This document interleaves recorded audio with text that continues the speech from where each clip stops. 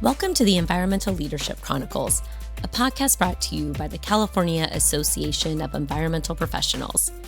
In this episode, we're joined by John Dietler, Senior Vice President of Operations for the West at SWCA Environmental Consultants.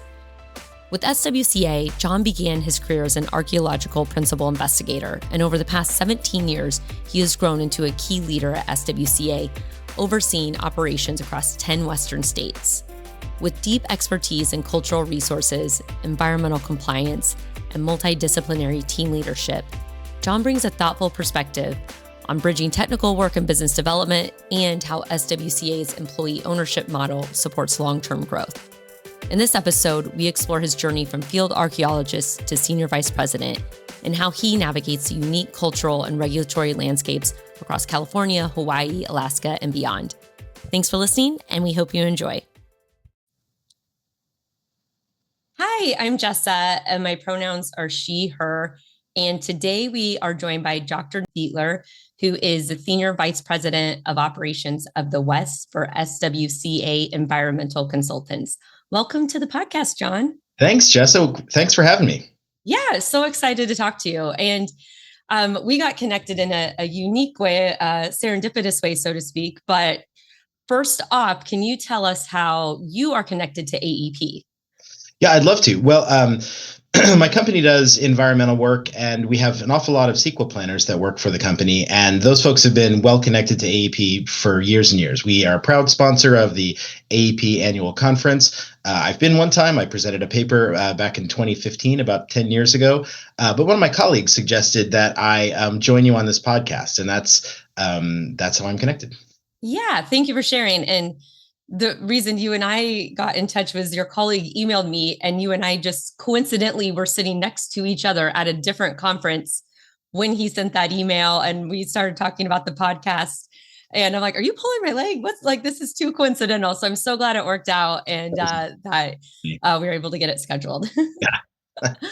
And so let's start off. So you're in archaeology, cultural resources, and can you tell us what initially led you to the interest in the field and how you got involved in a career in the industry? Absolutely. So I grew up in suburban New Jersey, which is a great and safe place to grow up, and also really kind of boring. And so I spent all of my available time just kind of running around in the woods behind my subdivision and enjoying just exploring and finding things in nature. I had a early enchantment with science. And so the combination of science and that exploration and being outdoors led me really early on to archaeology as a thing that I thought I wanted to do growing up. So as early as the third grade, I had a "What do you want to be when you grow up?" Assignment paper, and I said I wanted to be an archaeologist. I think the fact that that happened about the same time that the first Indiana Jones movie came out maybe is coincidental, maybe not. But I wanted to be an archaeologist from the very beginning. But interestingly, the field of cultural resources management, I didn't hear about until after I finished my bachelor's degree. It's this unfortunately well-kept secret in the halls of academia that most working archaeologists are actually doing what I'm doing in the private sector, working for companies like mine or maybe in government positions, but doing applied archaeology. So I didn't learn about that until after I had a brief job in Northern California with the U.S. Forest Service. I worked up at Lassen National Forest. That was great, but it was short term. And I pivoted from there to a career in what we now know as cultural resources management in San Diego. I worked for about 5 years for about every environmental consulting firm in town in the 1990s. And I know, Jessa, you've got roots in San Diego as well. But I was just lucky that I found this career path after being an undergrad, and I landed in a place and time where there was lots and lots of work. There was a housing boom in the 1990s, and I did great projects all over the place. I love that. And I'm sure I shared this with you when we first met, but it's so funny, like, to hear your story, because around the same age, third grade, I wanted to be an archaeologist. However, different fork in the road for me. And And like you said, I didn't know cultural resource management was a thing until my 20s when I'm like, oh, this is the work people do. Mm-hmm. And when I told people I wanted to be an archaeologist in high school and even my first year of college, they're like, oh, like Indiana Jones. Mm-hmm.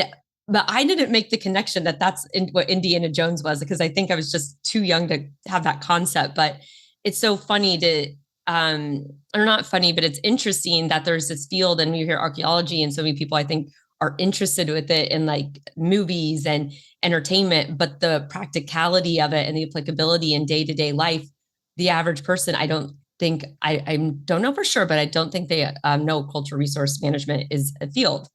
No, I'm completely convinced they don't. It comes up all the time, of course. When I meet people and I introduce myself and I tell them what I do, they say, well, do you work for a museum or university or government? And those jobs exist, but they're the minority. The majority of people that do what I do work in the private sector.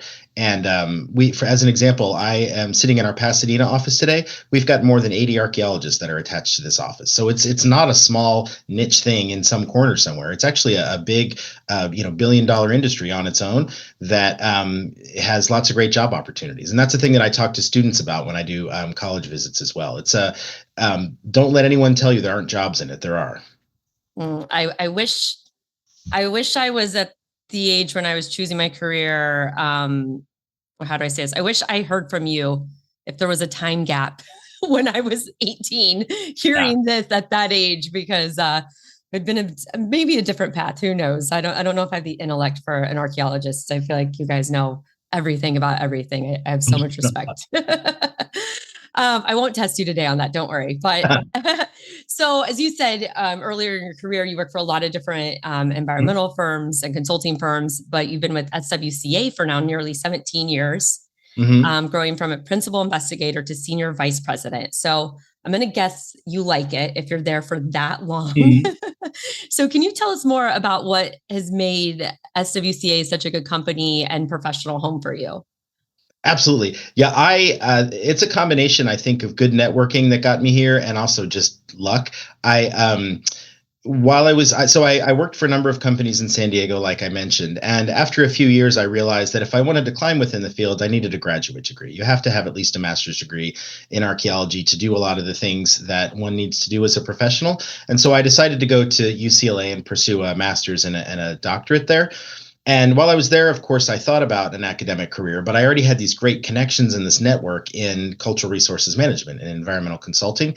And I kept those alive. I did field work during the summers and kept those connections strong. And as I was finishing my degree, a job opened up at SWCA, which I already happened to live in Pasadena. So the timing and the location was perfect. I knew a couple of people there, and I didn't have other things that were, immediately going to happen. I could have looked for a professorship. That's usually a years-long pursuit. And my wife, I think, appreciated the idea of getting a paycheck sooner than that. So she was kind enough to support me through grad school. So I took the job, not knowing a lot about the company and not really thinking this is the company I'm going to stick at for the rest of my career. But I found out when I got here that I was just super fortunate. SWCA at the time was a pretty small company, founded and run by scientists. I've had this love of science since I was a kid. It's not a giant engineering firm. It's not a firm that does lots of other things. It's pretty focused on the science. I joined a small office while it was young and kind of grew with it. And so I was able to grow my team, to cultivate clients, to do exciting projects. And my parents never told me I shouldn't be an archaeologist, nobody here told me I shouldn't be a leader, that I shouldn't grow and move from a technical focus to one that's more about leading people and connecting with clients. And I think those opportunities don't exist at every company. I think other companies, you probably need an MBA to do what I do, or an engineering degree. And without those limitations and with great colleagues and lots of room to grow, this has just been such a wonderful experience for me. And it's one that I intend to stick around for a long time and keep growing here. I love that. I love that there's so much opportunity for you to use your strengths and interests and to grow into the various positions you've had and where you are now. And so can you tell us a little bit more about the transition from technical work to, I assume, business development and leadership, and if you are still involved in technical work and how you balance the different demands of the job? Yeah, I think one of the interesting parts, unexpected parts of my career growth here, I got into what I'm doing because of the things I mentioned a moment ago. I love science and I love discovery and I love the technical aspects of the field. And I'm pretty good at it too, which is one of the reasons that I was able to enjoy some success and grow.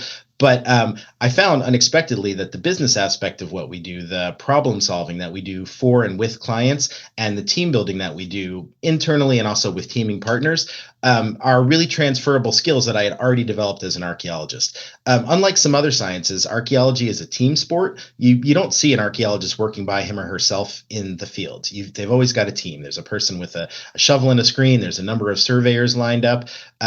It's a thing that requires collaboration of different skill sets. And to run a little archaeology project in the field, you develop some skills of people leadership that you can transfer to other things. And because it's a field-based science, there's a lot of problem solving involved. You can apply that same skill set to business problem solving. And so once I realized how transferable that was, and also how satisfying the solving business problems and the finding success sort of through people rather than just things that I'm doing myself, it for me unlocked a lot of doors when it came to growth in as a leader and focus on partnering with clients. So the transferability of skills for me was great, and the fact that I could still stay connected to the technical work is valuable. I still do a little bit of archaeological work, mostly as a kind of reviewer for or lead strategic person for complicated projects or ones that relate to things that I've done in my past. It's a pretty small part of my daily work nowadays, but not absent. And I think that still lets me scratch that itch and feel like I am doing the thing I got a degree in. But the stuff that I spend the rest of my time in is I'm successful at it to the extent that I built those skills doing archaeology. So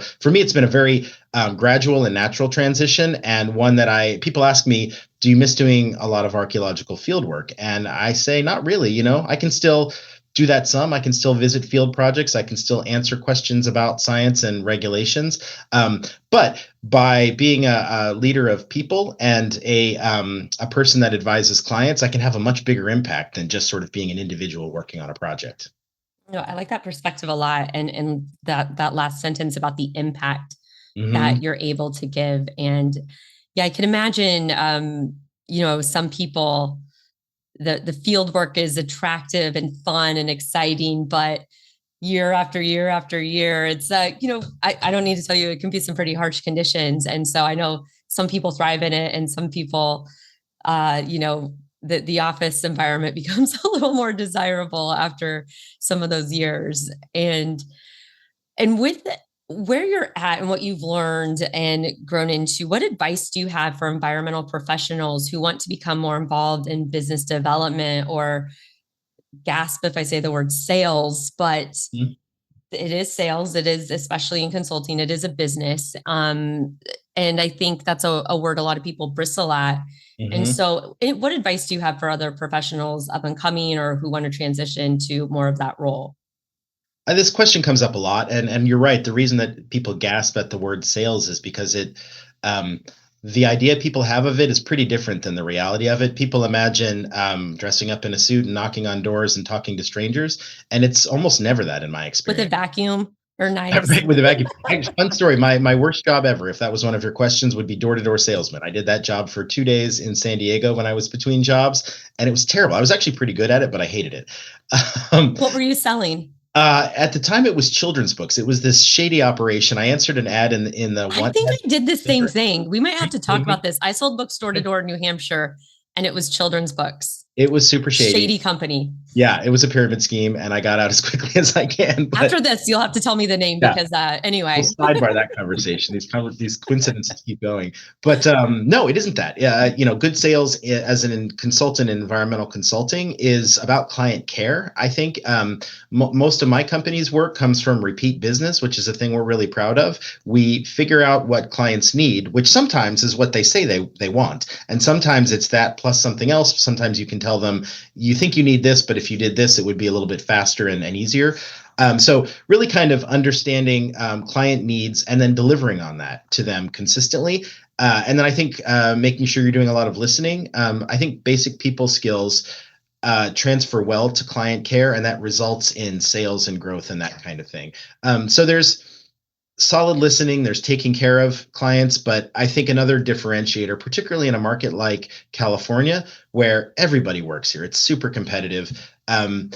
being willing to hustle a little bit faster than the person next to you, being able to say yes, and that's what they do in improv, right? Where you start with yes, and then you figure out what comes after that. They do that for humor purposes. I feel like environmental consulting, as I've experienced it, is like scientific improv, right? We say, you need a thing. Sure, I'll say yes to that. And then I'll figure out how to get there. And then when you do that again and again, you gain confidence, you get better at it. The clients are happy and good things happen as a result. So, a lot of that is hard for a person who's brand new to the field. They don't have the confidence, they don't have the depth of experience, but they do have energy. They do have hustle. I can't have a mindset where they don't start with, well, I've never done that before and therefore I can't do it. It should be, I've never done that before, but I bet I can figure it out. Or I know who I can ask that can help me along. So I think having a good network of people who have been around, having a team of mentors that you rely on, not just sort of a single model for your career, is a good approach. But the excitement and the energy and the hustle is another key piece of it. If you're just sort of phoning it in a market like California, you won't thrive. But if you're excited and you're going to face new challenges, and even if it's something you've never done before, you can find the upside and excitement in that. I think there's sales and success in business development and client management come from that. I think, oh my gosh, you gave so many great nuggets there. And one of the things I think where you were saying like, oh, be excited, and if you're just phoning it in, is I think, yes. And there's some people who are just, I think, a little bit more have a natural extroversion drive. And I think for those people who either appear to be phoning it in or feel like they are, it's like, find what you're excited about, learn what excites you, get curious, because yes, you could sit there and collect a paycheck and do a job, but you can also enjoy it. So if you're, asked to get on other projects, try new things. And I think too, something that mistakes I've made and I've seen other people make in earlier careers usually is they wait to be told to do something, or they wait for permission. And sometimes you just got to ask for forgiveness, not permission, and try some new things. I completely agree. I was saying that a minute ago about figuring out what a client needs versus what a client is asking for. I think that same principle applies within a company or, an agency where you work, figuring out what your boss needs, what your company needs, and then, being willing to go an extra mile, being willing to stretch beyond the narrow dictates of what you've been asked to do. Obviously, there are limits to that, right? Trying to do a thing that's completely outside of your skill set or against the rules of your place of employment is not a good idea. But stretching a little bit and doing something a little bit extra, a lot of times people really appreciate that. And if you can do that, do it well, get congratulated for it, feel excited. It's this nice self-reinforcing loop that I think is great. Yeah, I love that. And another thing you mentioned was improv. Have you taken improv before? No, I haven't. I think I would like to, though. I have, Yeah. and I loved it. And the very first class, lesson 1, minute 1 is yes and. Yeah. And I went, and it's interesting that you said that, because as you mentioned, you said they do it for humor. And I went to improv for humor. I'm like, oh, I'm funny, let me try this. And I was too afraid to do stand up by myself, but in a group, I thought it would be less scary. Not true. It was terrifying, but it was really fun. And what I learned after the fact, but didn't go into it, was how much it helped me professionally. Really? And just in my social life, because it's the yes and approach. It really shifts your perspective on life. And instead of saying, no, I'm too busy, no, I don't have time, no, I don't have it, it's like, okay, it might not be a yes, but it can be like, tell me more, let me get back to you, asking questions, and really being a teammate and being a collaborator and lifting each other up. So highly, you should definitely take it. Minimum. I'm adding it to the list, to the bucket list. It's such a fun, it's a fun activity. It feels like a sport almost. And I think for anyone listening, I highly recommend it. If you go to the 101 class, everyone's new. Right. So everyone's learning. They're not professionals coming in to feel better about themselves at 101. So anyway, when you said that, it ended up being such a good professional tool that I didn't realize at the time. Well, and just to add to that, one of the differences for me between what I saw as a path in academic archaeology versus applied archaeology that I do now, in academic archaeology, you usually choose the several things, one or several things that you're going to study, and you do that for a very long time. And a lot of times you do that kind of by yourself and you become the foremost expert in one very narrow thing. You can't do that in applied archaeology. Instead, somebody says, I want to build a project here. And then you have to figure out how to apply your skills to this thing you didn't know somebody was going to ask of you. And that's the improv piece of it. And for me, that's freshness. That's exciting. That's like, oh, I can figure that out too. And I think the other road for me would get a bit stale over time. And this never gets stale because you don't know what tomorrow is going to bring, which for me is a good thing. Yes. And I think, again, that like knowing yourself, right? Mm-hmm. Knowing what challenges you, motivates you. And if it's a little bit more consistency versus freshness, change. And I think that's really good advice on learning which path people want to take. And I do want to come back to something, a question I want to ask you about a little bit about SWCA, the company, your employer. So they have an employee ownership model. And could you tell us more about that and how that has influenced your experience as an employee there? I'd love to. Yeah, I'm passionate about this, so I'm so glad you asked. SWCA is a 100% employee-owned company, and at the core of that is an employee stock ownership model, an ESOP, right, which has to do with benefits and with long-term retirement. But the part that's more exciting than that, and that's a wonderful thing. It's great for securing our future. The thing that people get more excited about, and that's kept me really excited about the ownership model, is the feeling that we're all in it together. That instead of answering to a small number of owners or a distant group of shareholders on Wall Street, where they say you've got to do this thing to increase profits, you've got to shrink, you've got to grow, you've got to take on challenges that you didn't want to. We're a lot more self-directed. We're a lot more transparent. It feels like you've got a real stake in the action and that people really care what you think. And that the hard work, that hustle I was talking about earlier, the primary beneficiary of that hustle isn't somebody else, it's me. And so that's a thing that I find very self-motivating, and it's a thing that I can pitch to people when they're working for the company, when they're thinking about where they want to work. Employee ownership is a way to directly benefit from your own hard work and to feel like you have a seat at the table in a way that I don't think is probably possible in other forms of company ownership. So it's great. It's a thing that is really empowering. It really feels special. There are not a ton of companies that have that model, and to have the good fortune to have landed at one is a thing that another thing I'm grateful for. Yeah, I think it's really important to highlight that is an ownership model. And I think when people, especially early career professionals in the industry or any industry, I guess for that matter, are just thinking about the job and what am I going to be doing and how much am I getting paid and my PTO. But when you look about your growth and the trajectory, understanding the ownership is a really important piece of that. And that's not a question that I think a lot of people in their first second job are asking, like, what's the ownership structure of the company? And there's a lot of different types of ownership, but at least understanding what is the ownership's goals and the purpose and the mission of the business helps you as a potential employee or a current employee understand how your value is added to the overall business goals. And I think I'm glad you shared that's a potential, right? That there are companies that do that. And like you said, you get to do it for yourself at the end of the day. Yeah, no, it's so special. And I think the long-term stability of the company is another thing. As you are in this career a while, you run into folks or you're part of situations where companies change ownership. They get purchased, they sell, they purchase other companies. That kind of fission that's happened a lot over time, fusion that's happened a lot over time in companies has disruption. A lot of times there's a good outcome to it, but it's a lot of change that I think can be hard for people to go through. And one of the nice things about employee-owned companies is that often, and my company is an example of that, we are designed to resist that, to remain independent, to have stability in how we're owned and how we're run in the long term, which is just it's a thing that is comforting, I think, and a thing that doesn't introduce difficult change in your career. So that's another reason I think to choose an ESOP as an employer. Yeah. Thank you for sharing that. I appreciate your perspective. Yeah.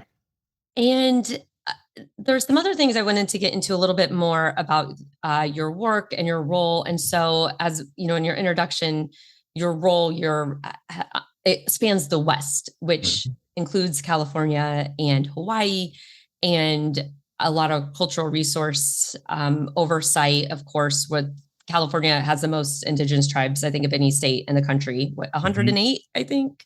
I don't know the official That sounds number. about right, though. Yeah. Okay. I heard that yesterday, but someone else told me that. So anyway, I didn't vet it, but close enough, let's say. Yeah. And with working across the West, how do the cultural resource management, what's the approaches, or how do the approaches differ when you're working with the different indigenous communities in various states and in the Western region? Yeah, I think that's a great question, and it's really important for people that don't do this for a living to understand a couple of different things. And so, you mentioned California's rich diversity of tribal nations. It's pretty unique. Just looking at language density alone, California is one of the most diverse and dense areas of the entire world when it comes to different ways of speaking of people. When it came to the time of European contact here, and those folks are still around, their descendants are still here, and that diversity still exists.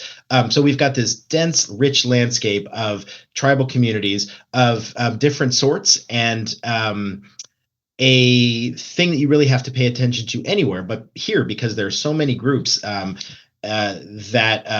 butt up against each other and overlap sometimes in their areas of interest and influence, is really knowing who you're talking to and making sure that you don't paint with too broad of a brush. You don't say, well, I know what Native Americans want, because the last time I talked to a Native American, they're like any other group of people, diverse in thoughts and in interests and that kind of thing. And so really paying attention to what local groups who are connected to the place where you're trying to undertake a project want, both through past experience and whatever research you do, and much more importantly, by talking to people in the course of a project.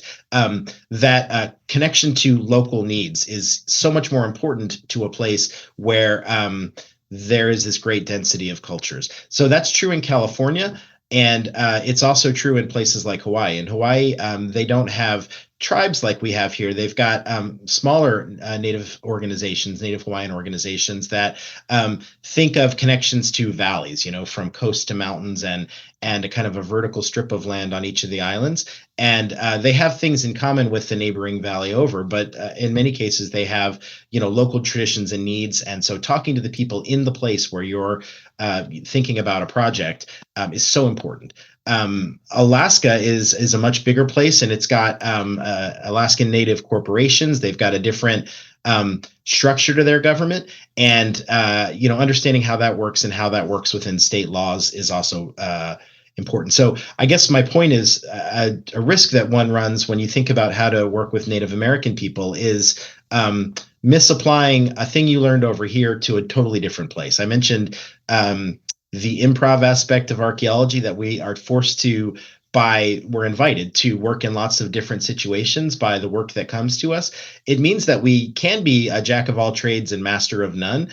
That's a risk, right? And so I think the way that you try to master working with Native American tribes is to not try to own that yourself, but rather have really good conversations with the spokespeople for those communities. That's true for lots of stakeholder groups, but Indigenous groups are a special group of stakeholders, right? They have deep, deep roots in the places where they are. They have a unique voice of advocacy for their cultures and their places. And I think a challenge that we've had in the past is not privileging those voices, not allowing them to, having them speak through people like me, right?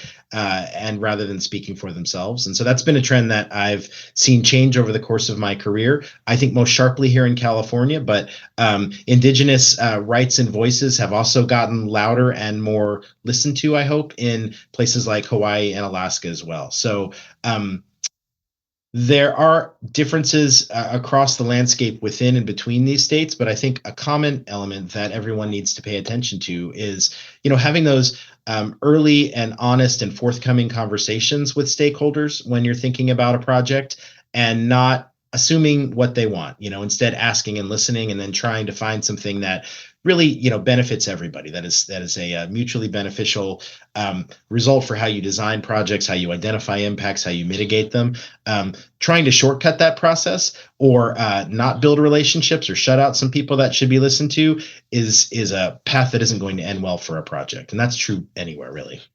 Yeah, I think exactly as you're describing this, when like you said, any group of people that you lump together under one or two words, like you said, not a great approach. And that's true with anyone, anywhere. And I think it's such a important thing for any consultants coming into an area to listen to the local community, the local government, the local representatives, and listen and ask questions and be curious rather than telling individuals this is what you need. We know better. It's just a recipe for disaster, to say the least, with any project. So I appreciate your approach and how you share the difference in the regional, just like the states and how their approach and how things are organized. And I know that's sure just the tip of the iceberg in some of the differences across the regions. So which region for the West and your role, how is that defined? What states does that include? Yeah, so my company currently has three regions, and the West is everywhere from we're in western Montana down to Arizona, all the way over to Hawaii, and then north to Alaska. So really from the Rockies to the west, including the whole Pacific Rim area. It's a big territory with a lot of differences in the regulations and also the cultures, both indigenous and also other cultures that are there. And so it's really interesting. It's a place where I love that you said be curious, because I think that's one of the superpowers that archaeologists should have, right? The curiosity about the past and about different kinds of people is a thing that drives my scientific interest, and it's one that really benefits people like me when you're dealing with stakeholders today, when you're trying to find out how do we solve this complicated problem with a lot of different people and different points of views. Starting from a place of curiosity is huge. It's everything. If you start from a place of knowing instead of wondering, you might close a bunch of doors, you might miss something. Great advice. And within that, within the work you do, and we're in California, AEP, this is California AEP, and deal a lot with CEQA. And Mhm. so AB 52, it Mhm. has been amended. Is No, it there's proposed amendments that have been proposed amendment? paused and will likely come back next year. Can you tell us more about that and how that may impact the work that you do, or cultural resource Well, I will managers start to do? say that while I work within these laws, I'm not expert in them, and so I've read some analysis of the changes to AB 52 and read some opinion pieces on where people think that might be headed and what the intent of the rule is and some of the disagreements over that. But I would certainly stop short of saying I'm an expert and here's what it is. I think there is a conversation that's happening broadly, and it's not just AB 52. There's also SB, I want to say 275 is another recent law that deals with CalNAGPRA and how that's the California version of the Native American Graves Protection and Repatriation Act.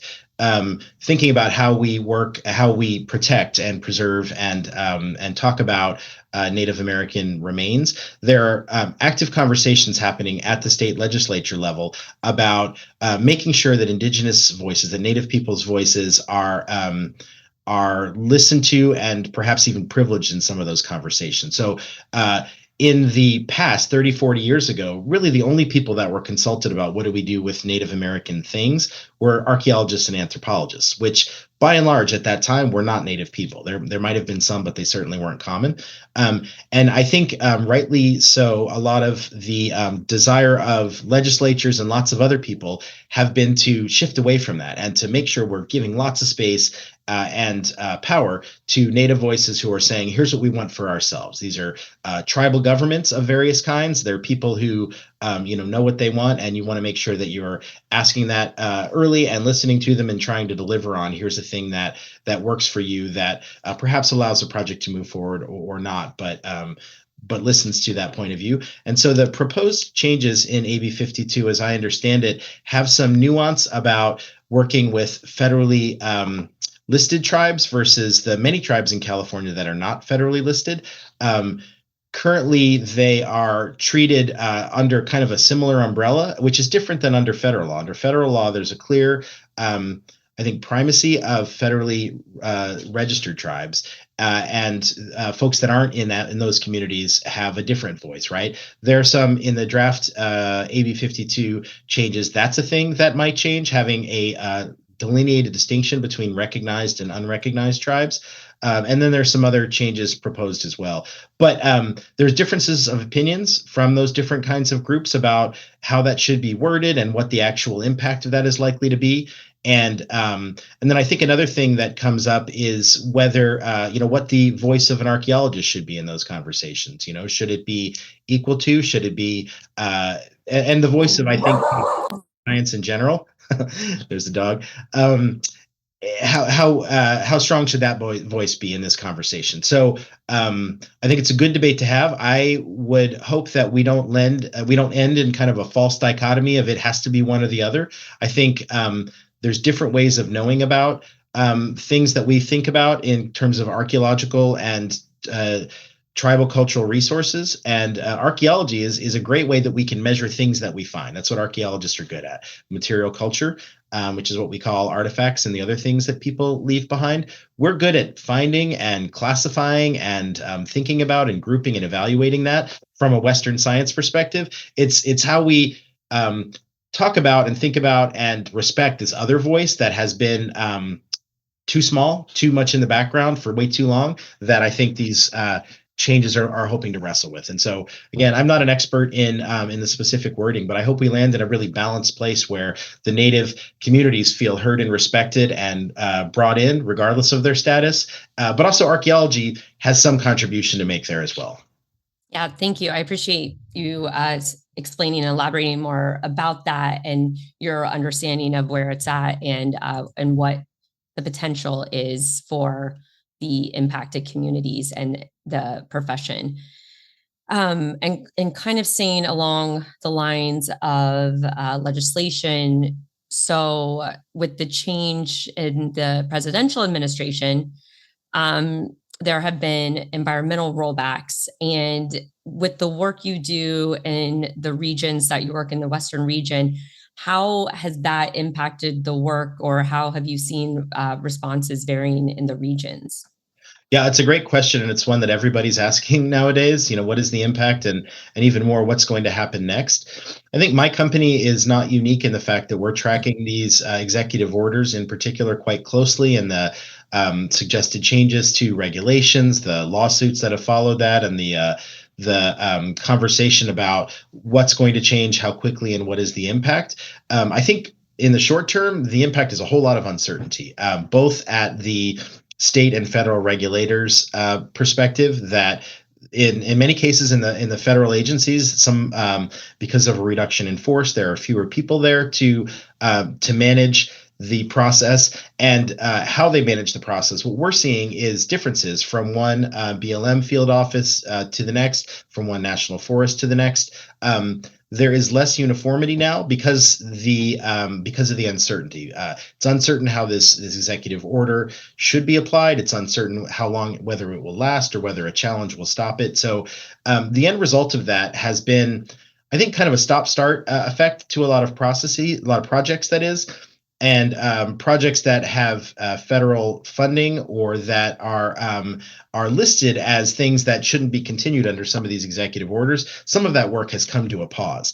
And the result of that has felt more strongly in places where they don't have CEQA, and states where the majority of the environmental work that we see is done under NEPA and under other federal regulations or on federal land. So those Western states that have large proportions of their land that is under federal regulation has seen more projects that are held up and stopped. And I think another thing that we're seeing, a lot of the work that we do is for energy companies, where companies are looking to site alternative energy locations. For example, they're looking to find a place for their next solar farm, their next wind farm. Where they have the options, they're choosing to defederalize that work by citing their their wind turbines or their solar plants on private land and trying to avoid the question altogether because they don't know where it's going to land. So the choice they can make right now is to avoid it and just place their projects on non-federal land and proceed under state laws. So that's a lever that a lot of folks have pulled, and the end result is that those projects get to continue. So for now, people are adapting and attempting to overcome and kind of waiting to see where the dust settles. But even when the energy companies are able to do that, they still have to connect their power plant to the grid, and a lot of times that requires an interconnect that has some federal hook to it. And so the uncertainty and the pauses that have been caused by this, these new regulations in the federal space, I'd say have affected us the least here in California. We're so lucky that we've got SWCA and that we've got such a strong and well thought out framework of environmental rules that aren't primarily dependent on federal regulation. There is pressure that's coming from the federal side on states like California for them to alter the way they conduct some of their environmental reviews as well. So it's not like any state is immune from that, but I think that pressure is felt least here and more in places where they've got lots and lots of federal land and weaker state laws. It definitely keeps you on your toes. It does. And that's where environmental consultants thrive, right? That means that our clients need us to help them navigate this landscape. And us having the experts that are paying attention to those hour by hour changes, even when we don't have the answer about where something is going to land, because no one does, we're able to guide people through, well, here's how you manage your risk. Here's what you can do right now. Here's the thing you should maybe hold off on. So I think it makes our industry's value increased, not decreased, because the landscape has gotten less easy to understand. Yeah, that's a really good point. And switching gears to something a little, what I think is a little more fun. Mm-hmm. So I have to ask you, as an archaeologist, what are some of the most interesting or unique things you have ever come across as far as relics or artifacts? Yeah, that's a great question. I have lots of answers for that because people ask it all the time. I'm sure I have to. I can't let you go without asking that. Yeah, I've had a long career, so I've got lots of answers, and I'll give them to you quickly. I did a project in Central America when I was an undergraduate, where we were working on some a village outside, right next to the Maya area. So little house mounds with people's household trash that we were finding among the foundations of the house. So lots of pottery and things like that. One of the finds that we made there was it's called an ocarina. So it's a whistle. It's a little ceramic whistle. This one was shaped like an animal, maybe a deer or something like that. And the thing that was cool about it is that it's a little dense object that didn't break. And so you could dig it up and use a pencil to poke the dirt out of the little holes and then play the music that no one had heard for thousands of years. So that was a nice connection, a physical connection to the past that you don't get all the time. That was a lot of fun. I worked on one of my coolest projects that I've worked on was called the Alameda Corridor East San Gabriel Trench. And that was a project right here in San Gabriel, down the road from where I am today in Pasadena. And in the course of that project, it was huge. We found all kinds of interesting things, but we found the remains of a waterway that powered a grain mill. So water comes downhill, it turns a big wheel and grinds grain, that was built in the 1820s. And in doing some research, I learned that was one of the first properties from the Industrial Revolution on the West Coast. The Industrial Revolution started in England, kind of came over to New England, to places like Boston. There was a gentleman who got on a sailing ship, sailed around the Horn, was picking up cattle hides here, got captured by the Spanish in Santa Barbara, and talked his way out of prison with a proposal to do things like this. He said, back growing up in Boston, we have these machines that do much more efficient work like grain grinding than the old horse-drawn things that you've got right now. These simple ancient technologies. I can build you a better machine to grind your grain. And he did. And so in doing so, he brought the Industrial Revolution in his head on a ship to Southern California and built this thing. when we did that project, we found pieces of it that would have been destroyed by the railroad project that we were working on. We got specialized house movers to jack it up and put it on a trailer and trailer it across the street. And now it sits in front of City Hall at San Gabriel. We've got a pump that runs water through it. We've got some explanatory signs. And so that piece of history we were able to preserve and put on public display. And it's just a story that you wouldn't have gotten without archaeology. So I really love that one. Oh, thank you for humoring me and sharing this. That is so interesting. And I love like you said, the history and the stories that can be uncovered with these artifacts and these pieces that you find. I think it's so interesting. But I'll move on. Thank you for sharing. Sure. And so one other thing before we wrap up, I wanted to ask you about is, I mentioned before we started recording that with AEP Communications, we're starting to weave in different elements as far as, like the typical ones, air, water, earth, but also expanding to include space, time, purpose, and connection, and understand, or what the goal of this is to bridge the elements and the work and how it impacts the end user, kind of like the day-to-day, the non-environmental people, if you will, who make up the communities and live and thrive here. And so with that framework of the elements and the work you do, can you maybe give an example or maybe tell us how you think about how the work you do could connect to one of those elements? Yeah, I think when you mention that list, the first ones that jump out to me are earth and time, because that's the materials that archaeologists work with, right? We often find our things that we study in the earth, and we have to understand how they got there and how the earth, collects and preserves the things people leave behind. And then we do that over time. So we understand how things have changed over the years from tens of thousands of years ago when people first got to California until the present. So that's what we do. But I think the more important piece is the purpose and connection that you mentioned. That's the one that really grabs me, because sure, we can find artifacts and dig them up and put them on display and tell you how old they are. And it's really easy for somebody, especially somebody that has to pay for that, to say, so what? What's the point? Why do we care about this old thing that you found? That's somebody else's trash from a long time ago. And I think that if we can use those things that we find to tell stories that people didn't know or that they had forgotten about the past, and to connect maybe present communities to their ancestors or to people that came before them, and then say, this is a way for us to understand how people have lived and thrived and fought and died and all the things that have happened in this place.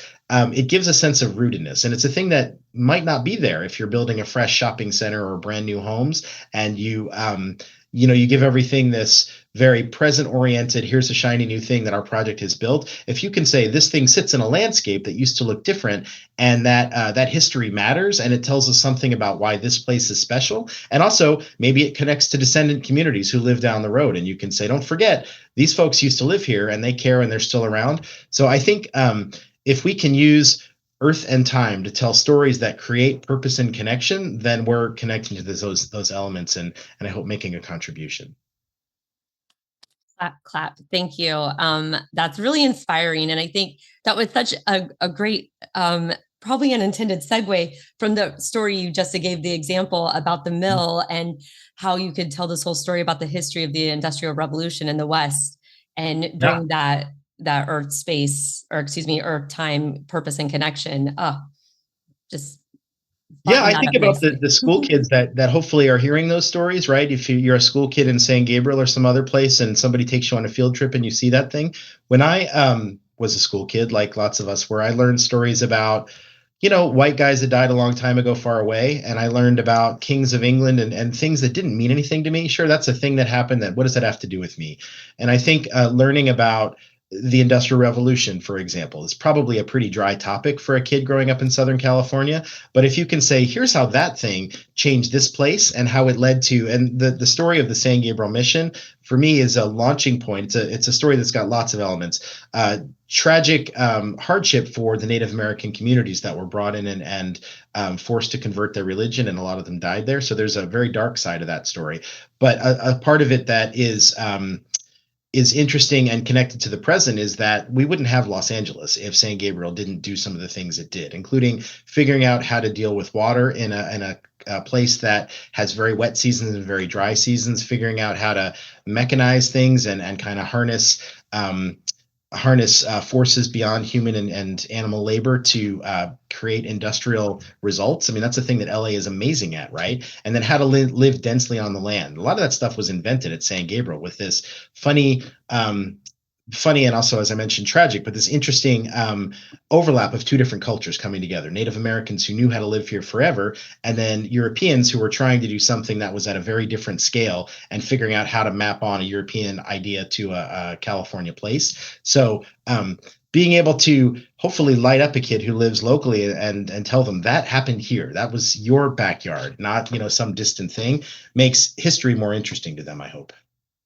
100%. And I think having the exact example and what you're talking about is that hands-on experience and pointing to something, looking at it, touching it, feeling it, experiencing it is you're bringing to life the pages on the book or the words that have been shared. And I think that's so important and very influential. And I'm sure kids are out there enjoying it and learning a lot. I could talk to you forever. I know you have other work to do, so I'm going to go ahead and wrap this up. So our wrap up rapid five. So first off, what is your favorite daily habit? Well, it's probably lots of people say this, but it does start with coffee. I am obsessed with coffee. I did the ancestry.com DNA testing, right? And it tells you where your ancestors are from, but it also tells you some interesting things like, are your ears likely to be attached? Do you think that cilantro tastes gross? Which I do. It also, one of the things that it said is, do you like coffee? And for me, that is off the rail or off the chart. I love coffee. I'm currently obsessed with one of those little Italian espresso makers that you put on your stove, and so I make a little mocha pots. Little mocha pots, yeah. I just got one of those a couple months ago. I used to be a French press guy, and now I'm a mocha pot guy.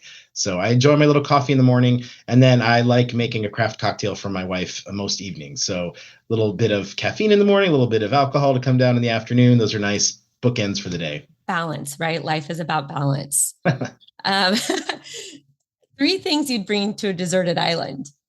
Well, so I've thought about this a lot as an archaeologist. I think Robinson Crusoe is one of my favorite books, and I can make stone tools. So that's one of the skills that I picked up as an archaeologist, learning about Native American handicrafts. I can do they call it flint knapping. So I feel like I'm pretty good on the tool front, but I'd want to bring coffee beans because that daily habit's important. I don't think I could make my own alcohol necessarily, but I would want to grow my own coffee. I think music's really important to me. I'm not any good at playing music, but I really like it. So I would bring probably a ukulele and make sure that I could, amuse myself. And then, I don't know if I could bring something else with me. I would love to bring, a dog. I am a dog person. I have a couple of great dogs at home, and I think if I didn't have other people with me, I would definitely want to have a dog with me. That sounds like a party to me. Coffee, uke, dog. Yeah, right. And what's your favorite environmental policy? My favorite environmental policy, I think, is pretty easy. I really like Section 106 of the National Historic Preservation Act. It's a federal law that is really well written. It has lasted without a lot of amendment for a long time. It's even in the face of some of these different approaches that the current administration is taking. It's well founded in legislation. It's a law that has lasted and I think will last, and it provides this great framework for people like me to look at all the things that people have left behind and try to guide a process on a project to determine which are the ones that are most important and really deserve the most effort when it comes to preservation, and which are things that are less that are more commonplace. So it's a great framework for identifying, evaluating, and preserving and mitigating cultural resources. And I think it's no coincidence and really wonderful that the elements of SWCA that deal with cultural resources are directly patterned after it. We use a very, very parallel process, I think, because that was such a good environmental regulation. And what is your favorite flora or fauna? So I was going to say dogs again. I like dogs a lot, and I was going to put an archaeological spin on that.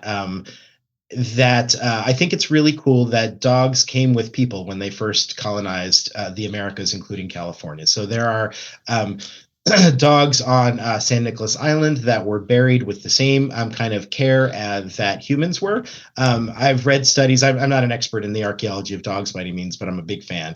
Those were working dogs. I understand that the injuries that the dogs had suggested that they helped people herd and catch sea mammals, and so they were hunting dogs that people kept. And when they died, a lot of them were buried with the same honors and care that people were. So dogs are part of the human story in the past, and they're part of my story today. So for me, it's dogs. I love that. Yeah. And then finish this sentence. Wouldn't it be cool if? So a thing we haven't talked about very much, but wouldn't it be cool if people realize, and this is a nerdy archaeology thing, that urban settings are some of the best places to find well-preserved archaeology? I think a lot of times we think of archaeology as a thing that's in the deserts of Egypt. It's far away from where people live today. And the thing is, our modern cities in California and elsewhere are in the same places that people have lived for thousands of years because they're just really good places to live. We put our towns and our cities on top of what used to be native villages. And so a lot of times developers and environmental planners and other people that are part of the process and not archaeologists will see a parking lot and think there can't be anything there. There's a underneath the ground. There can't be archaeology there because there's a parking lot. Parking lots, it turns out, are some of the best places to find really well-preserved archaeology. It's this nice little cap. And so an example outside of the U.S. was about 10 years ago in 2015. I don't know if you read the story, but the remains of King Richard III of England were found in a parking lot. He died in a battlefield and was buried next to a monastery that eventually got raised and bulldozed, and they put a parking lot on top of it. They found that king there. The same thing happens all the time here. Maybe not kings, but really cool, well-preserved archaeological deposits are underneath our city streets. And when we pay attention to that, we find great stories of our earliest history. And when we ignore that, we erase it all too quickly. So that's wouldn't it be cool if everybody knew that and we paid attention to archaeology in cities? Yes. Oh man, I've said we got to wrap up, but I have so much to say about that. But I appreciate you sharing your advice, your insight, your intellect, your stories. Like, this has been a really fun conversation, and I appreciate having you on the podcast. Me too, Justin. Thanks so much. I'm going to sign up for an improv class as soon as we hang up here. That sounds amazing. And we're going to have to share some more stories. These coincidences are getting me fired up. It's awesome. I love it. Thanks. Yeah, great talking to you. Thanks for listening. If you enjoyed this episode, please subscribe to be updated when new episodes are released, and leave us a review to let us know what you think. It also really helps us to share the podcast with others who may enjoy learning about the environmental industry. If you want to submit a shout out or any feedback, please send an email or voice memo to podcast@califaep.org. The email again is podcast with an S, podcast@califaep.org.